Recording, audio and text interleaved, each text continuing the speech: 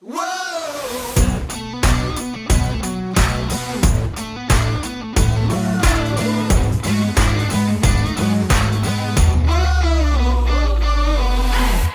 Welcome to the What's Up Verdict podcast, where we fashion ourselves cinematic judge and jury. My name is JJ Crutter. I'm here with my co-hosts, Mattson Better read than dead. and Alec Burgess. Let's get it. We appreciate you tuning in. Go ahead and hit that follow, subscribe, like, bell notification button. Tell a friend about us. Tell an enemy about us. Tell your doctor about us. Tell your librarian about us. Shit, man, let's get real. Do we even have libraries still in this country? I think there's like one or two left. Yeah. I was gonna say, I think there's a really nice one close to my house, but I've never been in it. Put all that shit on my phone anymore. Anyway, we appreciate you tuning in. We're here to talk about Knock at the Cabin. It was released February 3rd, 2023. It was written and directed by M. Night Shyamalan, based on a book by Michael Sherman, I believe. I don't remember. Anyway, I am looking forward to reading the book, though. It stars Dave Bautista, Jonathan Groff, Rupert Grint, Nikki Amuka Bird, Ben Aldridge, Abby Quinn, Kristen Q, McKenna Kerrigan, and Ian Merrill Peaks. While vacationing, a girl and her parents are taken hostage by armed strangers who demand that the family make a choice to avert the apocalypse. This is a relatively new movie, so if you haven't seen this movie, you want to avoid spoilers, now's the time to pause the podcast, go check out the movie, come back, pick up where you left off. If you're not worried about spoilers, cool, hang out with us, but we are about to spoil the shit out of this thing. So let's talk about this movie. I am going to take a step back because I think I might surprise people with my opinion on this movie, but I want to hear your guys' thoughts on this movie. Like, what did you think? What are your knee-jerk reactions? It was very interesting. So I think you already know mine, JJ, but I'm happy to go first, but I feel like we never let Alec go first. I mean, the guy did touch his nose, so I'll let you go first, Mattson, and give him a reprieve. So TLDR, I like the movie. I enjoyed the movie. Like the pace of the movie, I think it was pretty well put together. Like I don't really the visuals, some of the suspense and things of that nature. I liked it, but maybe it's just because I was talking to my friend and boss about this. Maybe it's because it was M. Night Shyamalan and I had expectations from other things that he's done that the movie was very straightforward to me. By the end, I felt like I knew what was going to happen. The problem being the family dichotomy. It was the two guys and their little girl. I knew the movie in the book, like it would have been progressive to be, hey, we're going to sacrifice our 7, 8-year-old or 10-year-old daughter, Sure. what it is. So I threw that aside immediately because I was like, I just don't see Hollywood picking up that kind of movie. Like there's probably no way. Yeah. And then just the relationship between both of the dads, I could already not the gentleman that got hit in the mugged in the bar, but the other guy. I don't remember his character's name. Eric. Yeah. Eric. I could just tell early on, especially it confirmed it when he said he saw the light in like the person in the mirror or whatever. I just knew. I was like, okay, like he's gonna sacrifice himself at the end or something. And so even knowing those things, I still liked the journey. Quite enjoyed Dave Bautista's character and basically the Four Horsemen and what they had to bring. And I guess the twist was that they were the Four Horsemen, and I didn't like fully think about that. And when it was brought to my attention, I was like, "Oh, that's cool." But I was never one of my other coworkers who watched this who really liked it was still kind of like, "Hey, is what they're showing on TV, is it real? Is it not real?" I just always felt it was real. I didn't think it wasn't real. So if that was supposed to be like the big twist, like going back and forth, I never had it. Or knowing who was supposed to kill themselves, who was going to sacrifice themselves, never had that either. So to me, it was just more straightforward. And I was waiting for the typical M. Night Shyamalan thing to just kind of like smack me, be like, "Oh snap!" Like didn't see that coming. Never had that for me, and because of that, it wasn't what I expected, and so I was not disappointed. I don't know if that's the right word. It didn't hit in the way that I thought it was going to. So an intriguing subject matter, asking yourself, what would you do in that position and how would you react and things, but more straightforward than I was hoping for. Fair enough. Alec, what about you, buddy? My turn. Okay. I felt this was peak M. Night sing-along songs. It got to the point where I was like, just a little different. And this movie's like perfect. Full on perfect. But it's almost like he comes into this and he's got such a great kind of twist going. And I don't know if it's the book that messed it up or if it was just, M. Night Snickerdoodles that did it. But like the Four Horsemen thing was brilliant until you didn't have the actual things that the Four Horsemen cause, the plagues or whatever that come through. And I was like, missed opportunity, especially with the characters that you've built up to this point. Yeah. And so I'll talk about it, when we kind of get there in the outro, what I would have done differently. But I was sitting there going, I was like, you motherfucker, you were this goddamn close. Once again, you were this goddamn close. And it's almost like he like has this great idea and then he just stops and moves on to the next project. But I enjoyed the concept, the twist. Dave Bautista is making some moves, which is awesome. Great performer, great actor, and he is just so fun to watch on screen. I love the fact that he played kind of like a mild-mannered individual when the dude is built like a fucking Mack truck. What was he, a second grade teacher or something? Yeah, like, a second grade teacher and a basketball coach. I'm dang, dude, parent-teacher conferences, you just listen to what he has to say. Yeah. When he's got the double sleeves and the finger tattoos and yeah, I love it. What I love the part too when Eric looks out the window at the beginning, he's like, "That guy's huge." Yeah. Yeah. So, I mean, I enjoyed it, but I was sitting there going, "Are you kidding me? I could fix this movie right now and make it so much better." But I still enjoyed it, right? Yeah. And I mean, I was like, "Oh, I think it's the Four Horsemen." As soon as they, kind of got started into their thing, and I was like, "Nah, it's not right." And then it showed up. It's like, "Motherfucker." I was right, but I second guessed myself. Yeah. But I enjoyed it. Interesting.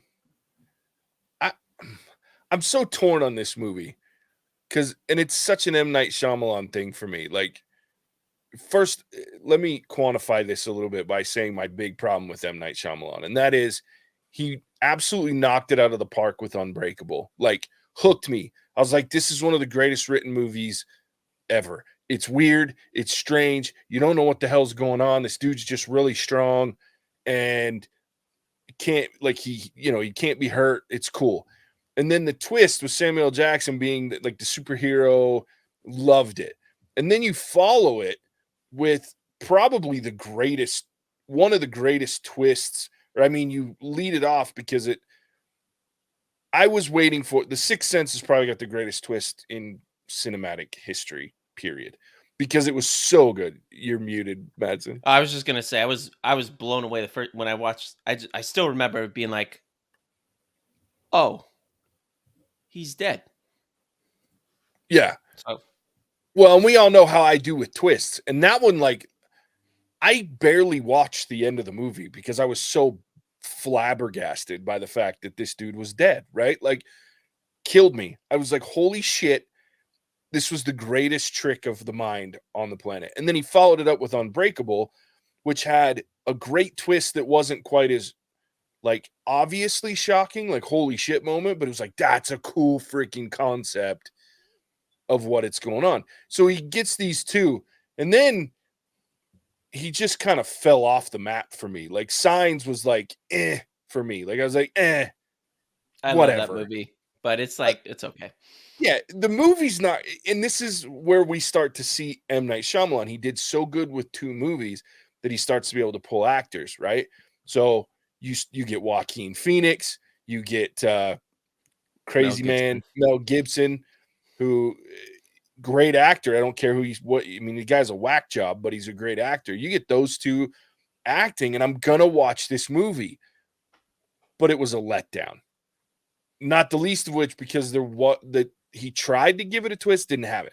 Anyway, so you can go down the list with M. Night Shyamalan. He has some hit and miss movies for me, but then everything went to hell with The Village. I swore I'd never watch another M. Night Shyamalan movie with The Village because I figured it out in 10 minutes, and the twist, even if I hadn't figured it out, was dumb and it sucked. And it wasn't very well acted, in my opinion, because it was terribly written. Anyway, he's done some that are hit and miss with me. That's my fear with M. Night Shyamalan. I can't go in going, it's going to be a decent movie because it's him. It's either going to be really good or dog shit. Or like this mix, and this is what this movie is for me, this mix of amazing parts with some dog shit riddled in there, right? Like I just was like, oh, and I want to love this movie, but I can only like it. But what I do love, I absolutely loved. And the acting in this movie, I mean, you essentially have 7 people in this movie. And really, it's more like 6 because Rupert Grint gets whacked real early. Like, I was like, oh shit, they're not messing around in this movie. Like, we're 15 minutes in, this dude just got wrecked. So, but everybody in there is playing their part believably. Like, I was uncomfortable for a lot of this movie because you're just like, once you realize the full extent, somebody's going to die however often. And the fact that it wasn't played like as a, they're doing this because they feel like they have to, and like that feeling of have to, and oh, it was just uncomfortable. And they played it so well. Like the shortness of breath, the freak out moments, like the just pure panic that they all had at one moment or another. I absolutely love the acting. But I'm with you, Alec. There's parts of the story where I'm like, either commit to it or just don't put it in there. Like it didn't, like the 4 Horsemen of the Apocalypse feels like that was an addition from the book somewhere that didn't add value to me to the movie. And I'm with you because part of it, it's like pestilence. They got it, right? There was the flu that was wrecking people. But war, okay, maybe you could talk about it was the terrorist attack on the airplane system that was dropping all the airplanes, kind of. But death and famine, where are they, right? Well, like, here's what I was looking at, right? And this is what irked me to no end. You have a nurse, okay? She should have died first because she's a healer. When she dies, plague is released. You have a chef, someone who feeds people. When she dies, that's when you should have released famine. Then you have this, Rupert Grint character who's just a asshole. When he dies, that's when you have civil war or war that's caused from pestilence and famine coming. But instead, they started killing Rupert and then tidal wave. Yeah. And I was like, okay. Yeah. So it was the order, and I was like, you had all the parts there. It gives it a little bit more time for Andrew to remember Rupert, and you can have a little bit more story going back and forth between these two who have a history. Yeah. Because at first, when they figure out that, oh, I've seen this guy before, he beat me up in a bar or whatever, I was thinking, oh, well, maybe he's going to have a tie. We're going to find a tie-in with everybody else, which is why these 4 were chosen. And no, that didn't happen either. So I was like, well, that was kind of a wasted plot line on my point. Like, why was that part in there? To try to hide the fact that there wasn't a twist. That's my other. So M. Night Shyamalan leans into the fact that he's known for twists, right? So this is my second issue with him as a director and writer is he goes, everybody thinks that this movie is going to have this huge twist because that's what I do. So what he did with this one to hide the fact that there wasn't really a twist, or the twist was that it was real, he had to create doubt in the fact that it was real. So he had to bring these connections in. And again, I'm sure there's things from the book that he's throwing in there, but like that connection piece, that's when I realized when he said, I know Rupert Grint's character because he's the guy from the bar. I went, oh, okay, there's no twist. This is real. This is happening. And it's legit because he's trying to misdirect you to go, no, this is all fake. The twist is that they all knew each other and it was actually they were trying to get to him, when in reality, like that's when I knew that there was. But I'm okay. I'm actually okay, but I'm with you. Like I'm even okay with the tie-ins to the group, right? It would have added an interesting element and an interesting, like, I like what they tried to do with it, I guess. If you take away the hiding the twist, to me, that element of they knew each other, or because even the bar, he said he was a part-time bartender. What's his face? Batista's character, right? And then the other girl was a line cook, which wouldn't have been hard for it to be in some diner that they went to one time. And then the nurse, he got bashed in the head. How hard is it for her to be the post-op nurse when they did his stitches, right? So there's obvious connection points where they could have.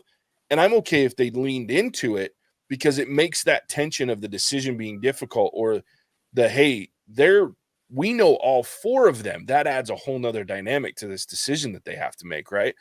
And so for me, I wish they would have leaned even more into that and left the four horsemen piece out, because what I was okay with was when they got to the end and Eric's talking about they're the four parts of humanity, right? The caregiver, I don't remember the four that they were.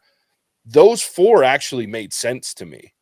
And I was like, that's good. It was when he said they're the four horsemen. I'm like, say what now? Yeah. I was like, come on.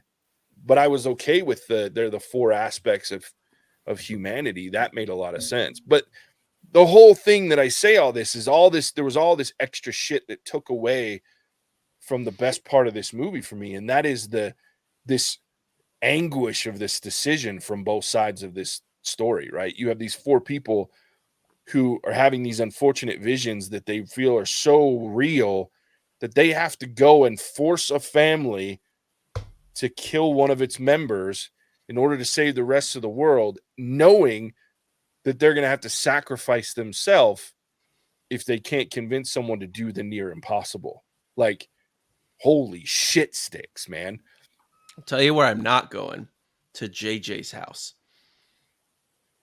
If I was them, between you and fair. Casey alone, I just don't like my chances. I think I got that vision. I'm like, look, we're all dead. Like we are going down. The world's gonna die, just so you know. Yeah. But for this to work, there has to be some semblance of belief in a higher power that doesn't exist in this house. So yeah, I'd be like, let it fucking burn, bitches. I have a little bit of the same attitude, but Oshi was like, "Oh no, I'd sell you out in a heartbeat." She's like, "I'm still young. I want to live." I was like, "I'm just too stubborn." Like, no, I'm not going to give in to this. I'm too stubborn. Jay, not even if you could see the stuff happening outside your window. No, because I don't fucking care.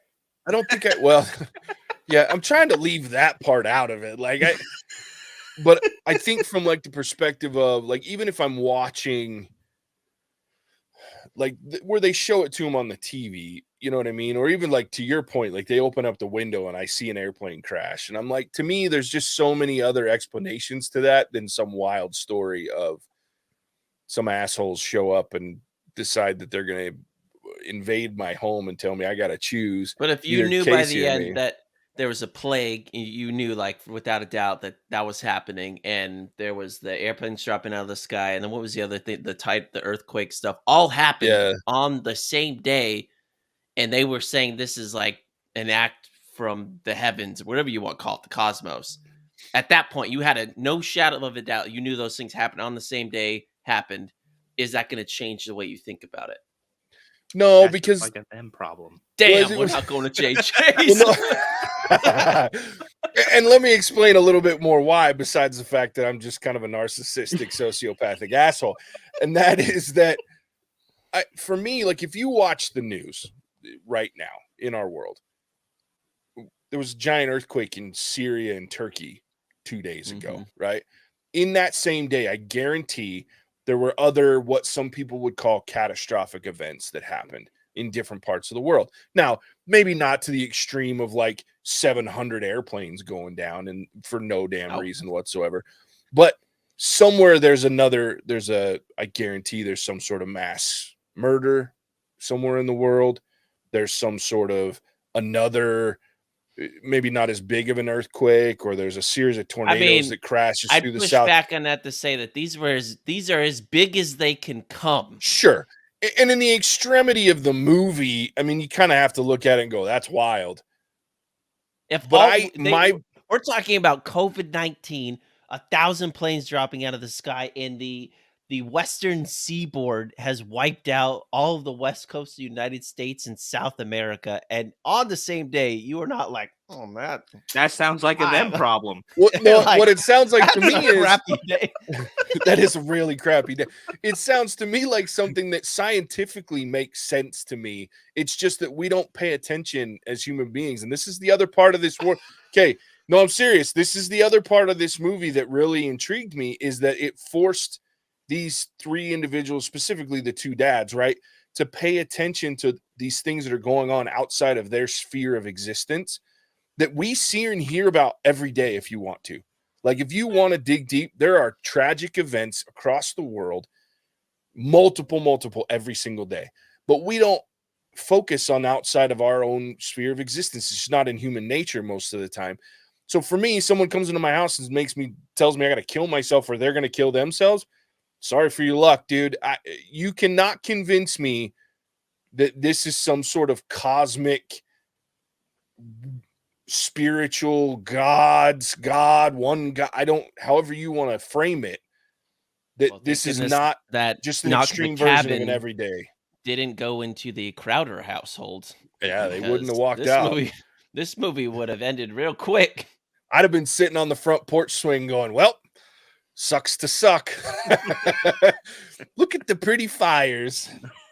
Hope that lightning doesn't hit me. That would suck. Yeah, you couldn't have convinced me that they were tied together. What if adding to this hypothetical scenario that you had friends or family in other parts, like me in Washington, you're in Utah, Alec in Arizona, you've got like Joe in Florida, right? Yeah, Joe. Yeah, and you got someone else somewhere else, and they all were like, dude, this all is happening like all over, like what's going on with that. Still same circumstance. You're like, nope. That sounds like an us problem now, Mattson. Well, man. And again, I say that not because that sounds like I don't give a shit about you. I'd be trying to call you, be like, hey, dude, did you get swallowed up by the fucking tsunami in Oregon, Washington? Hey, dude, guess what? I got these people at my house and I can make this decision for all this to go away. And I'd be like, and then I'd be really sad because that would be like, whoa, like. I know, wow. and you tell me put a bullet in Casey's head, and I get that, but no. But I was gonna say, actually, just like maybe like your dad or something that sure he's lived a longer life and he's not on the best health train. No, so that was my thought. Sure, I mean, either one of my parents, you can make that argument. To be honest, I mean, they're both chronically ill. I hope they don't listen to the podcast. Shit. Here's the best part about me as a son, dude. I'd have this conversation with my parents and be like, "You two are fucked." But yeah, I mean, they're both terminally ill. So at the end of the day, I mean, that makes this is going to sound really shitty, and I don't mean for it to, but in theory, that makes that decision easier, right? But at the same time, I still have to have that belief system that ties all these things together and means that if I do this, it will all stop. And my brain goes to the place that not only do I not believe that, and I don't think I could be convinced of it, but I also would probably, to Alec's point, be just rebel enough to go, well, fuck it. Let's see what happens if I don't, right? Like, the worst case scenario is everybody dies. And then what? I mean, who's going to be mad at me at that point? I call BS at that point. If that actually happened and you went through it, that we all died except your household. So there's 4 of you in your house and your dogs. So what? That's 4 people, 7 and 3 dogs, 7 individual or 7 beings, however you want to call it. What I thought about at the end of this movie, the intriguing thought process. Let's say the 2 dads and their daughter went through it. That mountain of guilt that you then realize, like, this happened. Like, I don't know how long you're going to live after that. At least it's just what I thought about the impending soul-crushing guilt. No, and there's nobody left. And we could have done something to save it if we had just made that choice. That's what I thought about when I was leaving theater. Like, man, if I had followed through with that, or if like you had in your circumstance or whatever, could you really operate after the fact? Sure. I think it's easy to say yes.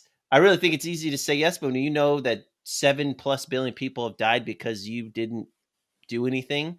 What's that like? I don't know. Well, I mean, obviously we'll never know, but Sure. it, I mean, and I'm I not hope we saying do that I get to wouldn't. know. Yeah.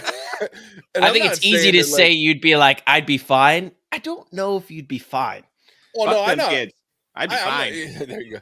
I'm not saying that I would be okay. Like if it turned out to be true and I'm standing there with me, like just like going, well, this sucks. You know what I mean? Like I think at some point I think I'd be like, well, probably should have offed somebody. You know what I mean? But at the same time, like I'm the kind of guy that I live with those decisions. I'd be like, well, sucks to suck. And like I said, I'd probably eat a bullet because I don't want to. Who's going to pump my gas or mow my lawn? Because I pay people to do that shit. So why I don't now I got to do it myself. And eventually you're going to run out of resources. So at some point I'm not going to be here anyway. After that, Oh, come on, Bill. no, I'm going to keep trying. Don't get me wrong. Like I'll You and only Casey could be Adam and Eve. yeah, except we can't have kids.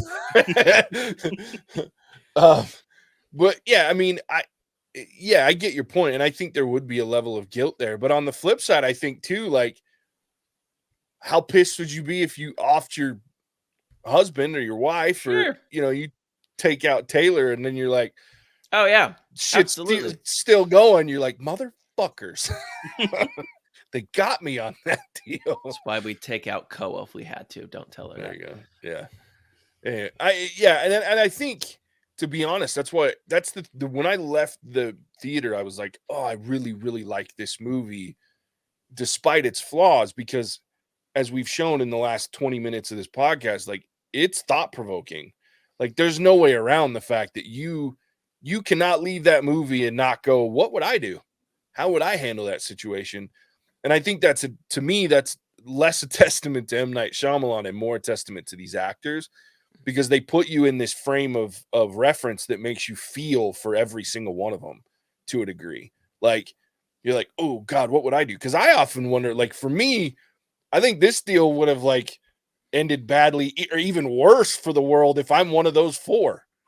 I'd be like, that's a shitty nightmare. I'm going to go drink my way out of that deal. You know what I mean? Like I would never have responded to, I need to go to some cabin and get some dude to get some couple of dudes to shoot one or the other. You know what I mean? Like I would have been like, no, I'm staying at home, teaching my kids and coaching my basketball. Like it just would never have been, we'd all be screwed because I wouldn't have gone. Bold of you to assume you'd be the Dave Bautista in that scenario. Wow. It's fair. I'm probably more the Rupert Grint in that scenario. I feel like you'd be best positioned to be one of the four, because if you somehow had those visions and you couldn't shake that doubt, you would be quite convincing as one of the four, because you'd be like, look, I don't even want to be here. I don't believe in any of this, but so help me God. I really like going to the movies. I like food. I like my family. And I don't want to die. Yeah. It'd be interesting.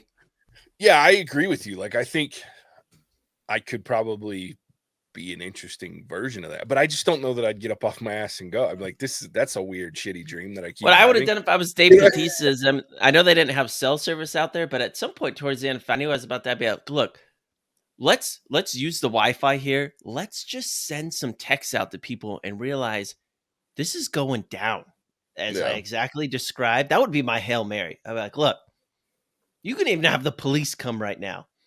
Sure. Let's just figure this out, because I'm not trying to slit my throat. I have a philosophical question for you on this line of thinking, though, Mattson, because you have a perspective that I don't. You have a perspective that I am very familiar with, but one that I don't associate to, and that is when we talk about faith. If you're going to take this to like a place of faith, it's literally, the definition is a belief in something that you can't see, yet you still have that belief, right? And you could quote scripture all day, faith without works is dead, blah, blah, blah. I can go through all of them because I know them. But in that situation, what you're talking about is very true. Like it would have helped probably, right? But does it have the impact that this sacrifice is looking for?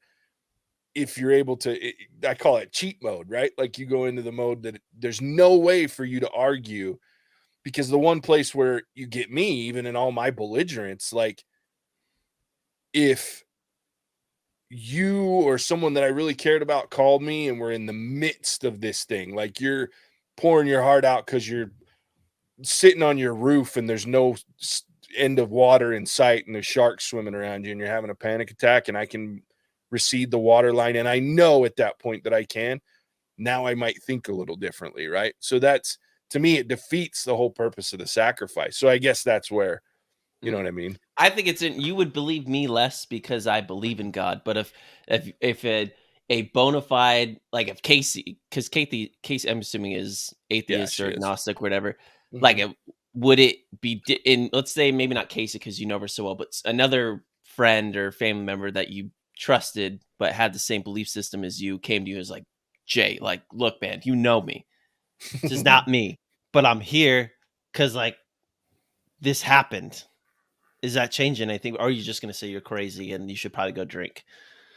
I mean, I'd probably offer a drink, but I think, I mean, I can't deny that there's a little bit of different context there that you have to consider, like, right? even if I did, like, you'd still be like, look, Matt's like, I love you.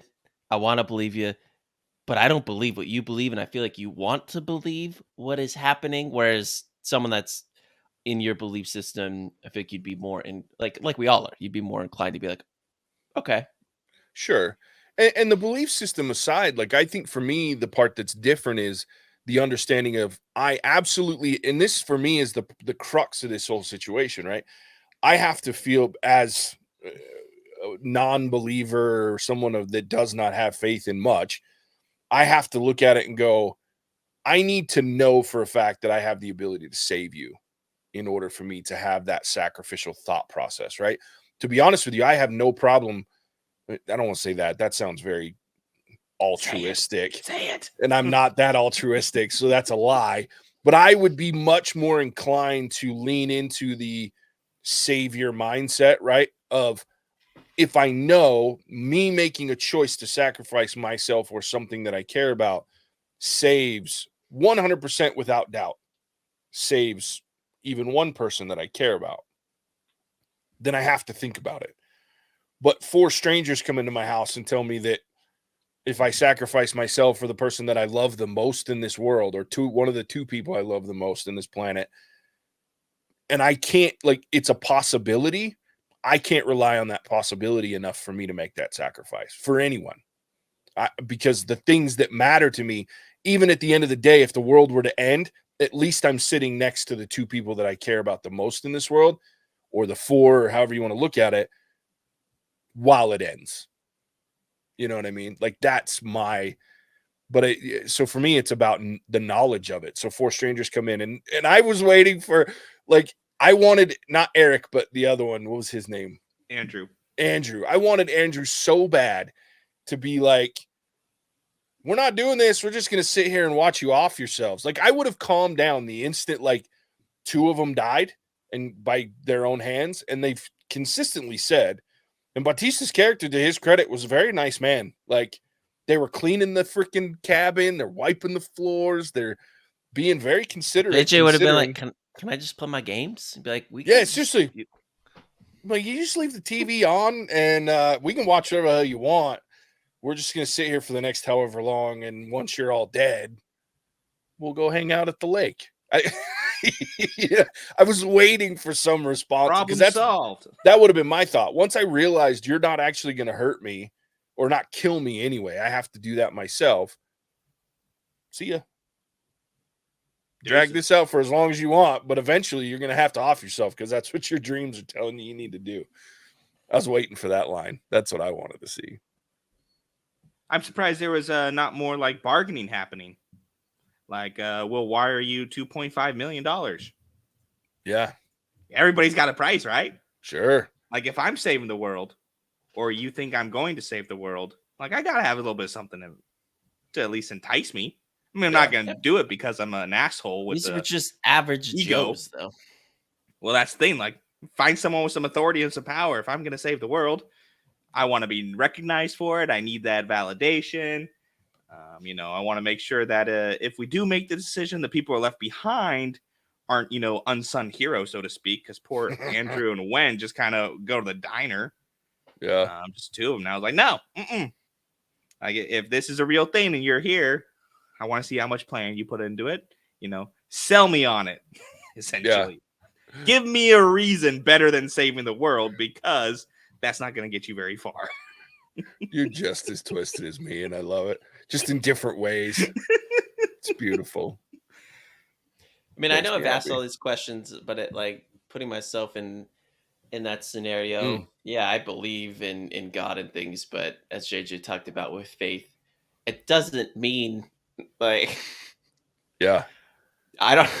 I was just saying, man of faith. It's not what like would you it's do, not buddy? like I'm like, oh yeah, like I'm killing myself, because I definitely, for my little family right now, it's me, Tay, and our dog. Like, if anyone's going, it's definitely going to be me. But it doesn't mean I'm like, oh yeah, I'm like, I'm done. I'm gonna kill. Someone's definitely, one person from that crew of 4 is definitely dying. I'm sure 2 people are dying. I'm sure, very sure.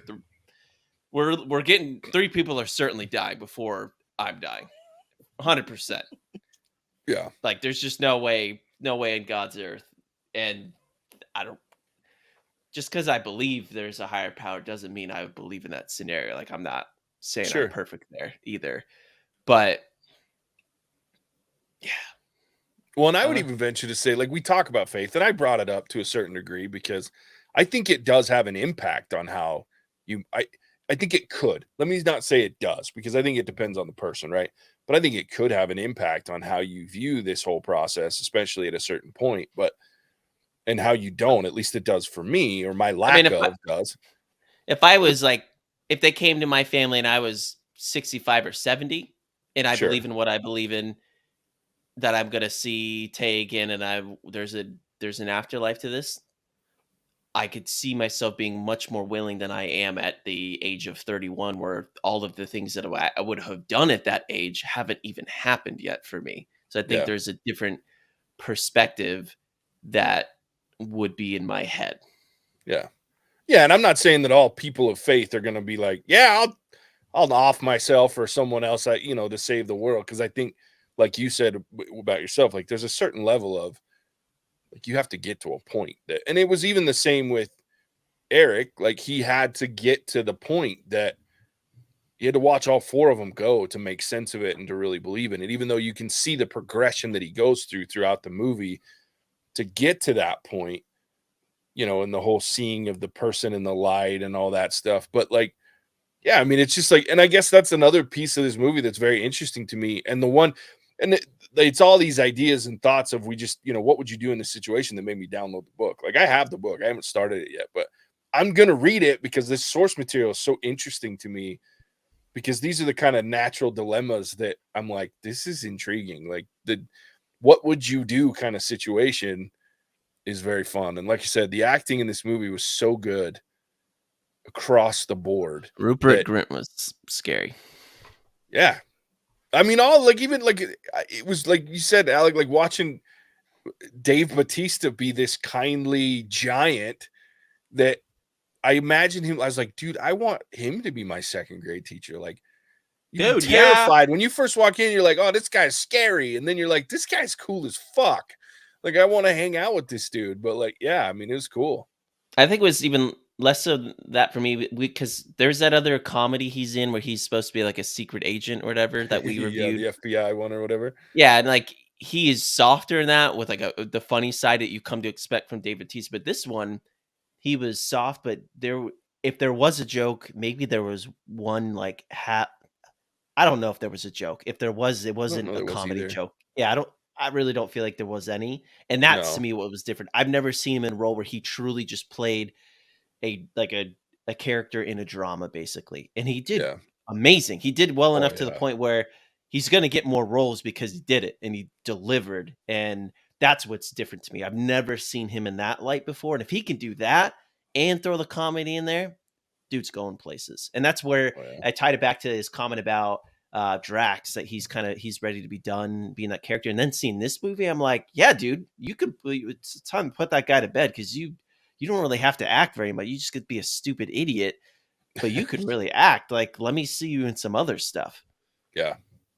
Yeah, he killed it. And I love, like, Jonathan Groff, the guy that plays Eric. Like, I love him too. Like, he's an amazing actor, beautiful voice, can sing the shit out of. So like watching that, but I didn't know who other than Rupert Grint, and I only know him because everybody and their dog loves Harry Potter. That's the only reason I knew who that. I've never seen him in anything other than this movie. So it was really interesting to watch, but even he was like terrifyingly good. And so everybody, even the little girl, was like killed it in this movie. So, and I don't think the movie works if they don't. So kudos to the casting director, because this movie doesn't work without those the way that they made you feel throughout this movie. So yeah, I liked it more than I thought. I went in very skeptical because M. Night Shyamalan worries me every time I watch a movie from him. But I came out going, God damn it, I liked that movie.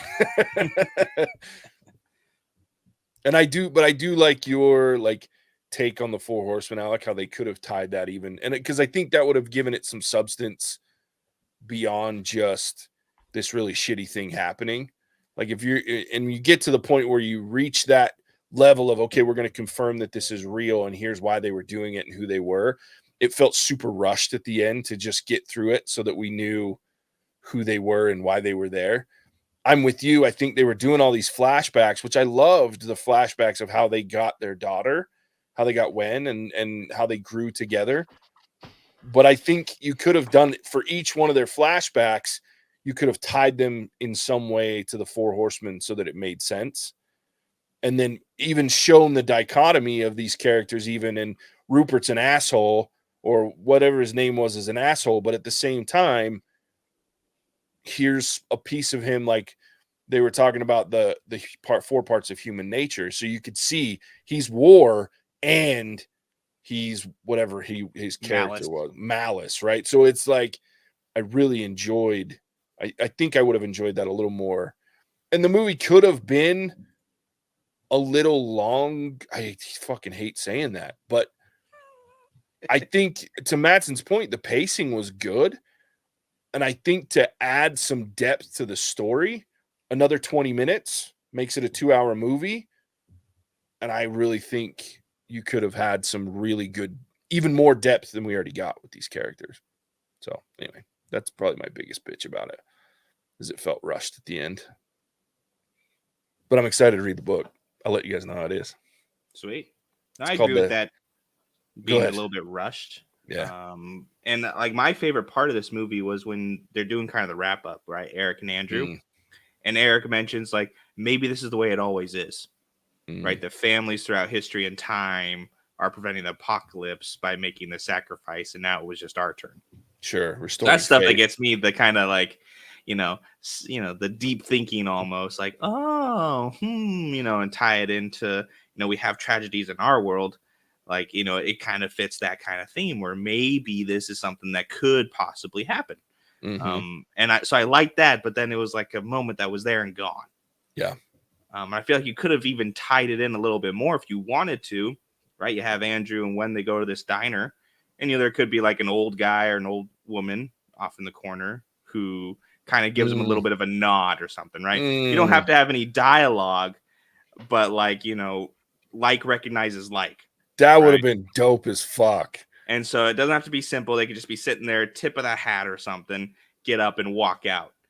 Like some old man walks up and pays for their meal. Oh, yeah, something extra to show that they are just, the next link in this chain, so to speak. So this is why I talk about like I shouldn't be fixing movies, but I think I can every single time M. Night Shyamalan gets up and makes one. Yeah, that's fair. That's fair. No, I do it all the time, so I fully support the re-editing and rewriting of movies. But that would have been really cool. Like I said, I think there was enough room, and this movie was done well enough in the hour and 40 minutes that it had. If you'd done it right, you could have added another 20 minutes that would have made the movie even better. I don't think you want to go any more than that. I just think a few minutes with each character that give you a little extra level of what they are and who they are, I think would have been cool. So, all right, should we rate this thing? Go ahead. I'll go first. Ooh. I like this movie more than I thought I was going to. I think the story's cool. I think the idea and the concept is very different. And I think it touches on some real life concepts and issues that, and like I said, the biggest one for me was that realization of very few of us, if any, pay much attention to anything outside of our own circle of influence, right? And the people that do, I think of like reporters, but they're doing it for money. They're not doing it because they give a shit what's going on in the world. They're doing it to get ratings, and they're doing it, most of them anyway. So and that's a very cynical thought from me, but that's what I thought of was, this is cool. Like, we should focus more on what's going on outside of our own spheres and the tragedies that are happening in the world. And like I said, it ties together very interestingly with this tragedy in Turkey, where, it's these kind of things happen, and we all go thoughts and prayers, and we may donate some money here and there. And some of us, that's all we can do. But how much do we give thought to the people that are actually impacted by that? And then what will we do to help them out? It's an interesting question. So I love the things that the emotions and the thoughts that it evoked. But it has M. Night Shyamalan flaws. Like, and the fact that I have to look at his goofy face as some TV chef, like, pissed me off. Like, textbook It's narcissism. crispy chicken though, Matt. JJ, crispy chicken. I'm always so irritated whenever he puts himself in it. It's just, I don't like it when most directors do it in that kind of an obvious way. You're like, oh, look, it's M. Night doo-doo head. And so, yeah, I'm okay with a subtle nod, but there were flaws. Like, I think they had an opportunity to make it even more deep and put more context behind everything and clean everything up, make it make more sense. And they didn't. But overall, I enjoyed the movie. I even came home with Casey, and I told her, I was like, you want to come see this movie with me? What is it? It's M. Night Shyamalan. Nope. And so when I got home, I told her, I was like, you should probably watch this movie when it's streaming. And because it's interesting and it's thought-provoking. So I'm going to give it a 3. I think it's a better than average movie, but I do think it has its flaws. And I think overall, it's, just a little above average. It's not like something I'm like, oh shit, this was amazing. I think the context and the idea was amazing, but they didn't pull it off as good as they could have. So there it is. 3 for me. I would watch this again though. Like, I think just for the acting alone and the emotion that it evokes, I would watch it again. Alec. All right. Yeah, this was a tricky one because I've been toying with the idea of where to rate this, and like you said, JJ, very thought provoking. First thing we did when I got out of the theater was turn to O. She'd be like, "Would you do that?" And she's like, "Oh, absolutely, 100%. I'm still young." And I was like, "Well, fuck you too, man." I love that. Like, shoot, because I was sitting there going, like, this is kind of a dumb premise. Like, who in their right mind would sacrifice their family based off of 4 strangers? Throughout most of this movie, I was going, this is an easy conversation. No. Yeah. Right. Want to see how many times I can say no in a minute type of a thing? Yeah. Like, you're not going to break me down based on this stuff. And I like the skepticism that Andrew had, where he's like, I've been studying these X9 cases. This, report was pre-recorded. Like, you could see all these signs. And so for me, little dip back into religion or whatever, or spiritual stuff, is like the difference for me between a miracle and something else is just the belief in it, right? A belief in a miracle versus it just being an event type of a thing. Yeah. So I was like, this is a very cool thing because you have these group of strangers who believe in this happening. And then you have the skeptic in Andrew who's like, bro, this has been going on for months. Like, you have to do better if you want me to believe this. So I really enjoyed that dichotomy. But then it was like the end and the wrap up. I was sitting there going, oh my gosh, dude, you could have made this so much better. And so it was a very tricky situation. So I'm going to go 2.5, right in the middle of the road. I don't know if I'll watch this again. Maybe if it's streaming, just throw it on for a bit. But I'm not going to actively seek it out unless I'm looking for some Dave Bautista. Yeah. Fair enough. All right, Mattson, bring it home. Yeah, I'll keep it short. I'll give it a 2.5. I think it's right there in the middle, compelling enough, but didn't deliver in the ways that I want. I think we talked about some areas we tweak. Certainly thought-provoking. Like, if you're not going to go see this in theaters and it's out streaming, I do think it's worth watching at home. It'll definitely give you yourself something to think about, or something to talk about with your friend or significant other or family members, whatever it may be. And for that alone, that's usually what I look for in a movie. If I'm not going for the sheer entertainment value for the visuals or like stupid funny movie, usually what I go to is I want to watch something that makes me think, that gives me something to talk about. And this is honestly one of my favorite podcast episodes we've probably done in a very long time, just because we've talked about things beyond acting and the visuals and the 4:3 aspect ratio and different things like that. We've talked about very thought-provoking decisions. And this is why I started the podcast at the beginning, because my favorite thing to do was go see a movie with my dad and then go either eat like a meal or get ice cream or whatever and talk about movies. And movies that can do that, I really enjoy. Now, this movie is not at the production level and execution level of some of the others that I've loved in the past, but it's definitely on the playing field of it gives you something to talk about and think about. So 2.5. Yeah, this is one of those weird ones. We've had a couple of them like this over the last 3 years where the movie was okay, but the conversation was fantastic. And that, yeah, like that was definitely, like I looked over, I was like, oh shit, we've been going for like 37 minutes about this movie for real.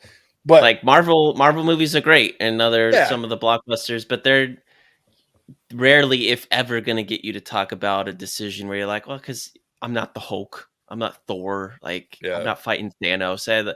You can think about like, oh, what would you do if you're Captain America? And like, well, like, but this circumstance, you could be real life people in a cabin. People are going to show up and the world's going to have its stakes, and it feels different and it feels relevant when you got to sacrifice someone you love. Yeah, it's crazy. Yeah, it was fun. Good conversation. It was wasn't expecting that from this movie, but the conversation was fun. There it is. That's our verdict. Well, I haven't said that in a while. Alec, tell everybody where they can find us. Happy to. Thank you for tuning into our review of M. Night Schnitzel's Knock at the Cabin. This was very much a classic M. Night Shyamalan film. Tense, odd, and a bit wacky is all we really can expect from the man.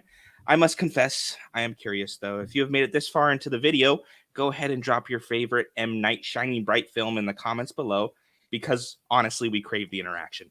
If you are enjoying the content we put out, guys, please leave us a like. It helps us grow the channel, and we like the validation as well. You can find our content on every major streaming platform, including Stitcher, Ghana, Apple Podcasts, and YouTube. If you guys are new to the channel or an old veteran and are interested in supporting our podcasting addiction, consider joining us on Patreon, where every dollar spent goes towards helping Alec learn how to pronounce M. Night Shyamalan's name. Special thanks to our current patron, Partly Cloudy with a Chance of Moist Intimate Weather. That is neither a shorter name nor an easier name. Well played, sir. Well played. JJ's kind of giving me the steak eye, so without further ado, I will send it back to Jidge, the king of sween, the podcasting babe himself, JJ. Oh, man, M. Night Shyamalan. Yeah, Shyamalan dongs. I just was waiting for M. Night Shyamalama Ding Dong, like oh my goodness, or M. Night Shamwow. Like there was so many. You can go for hours just on that dude's last name, and I can't wait to see what Charles creates out of his patron name for that. So, because you know it's coming, and he pulls such great shit from our podcast, like that moist intimate weather comes directly from an episode where Mattson said intimate weather instead of inclement weather. Like, in fact, he commented on the YouTube right after it on playing. He's like, "What is intimate weather?" Intimate weather is a clear skyline that you have either a rising or setting sun. You're there with whoever you enjoy good company with. You got a good drink or good food, and you're just having an intimate time with your surroundings. There you go. According to Charles, it's also very moist. Yeah, that's what he was like. Sounds moist. Well, I mean, usually places like that happen to be in tropical places, and it is therefore more moist. So I love that he goes politically correct. I was thinking, if you're doing it right, it should be. All right. Well, we've said enough, I think. So with that, as always, we appreciate you tuning in. We will catch you on the next one. Bye. Hasta la vista, baby. Cinemagic out. Whoa!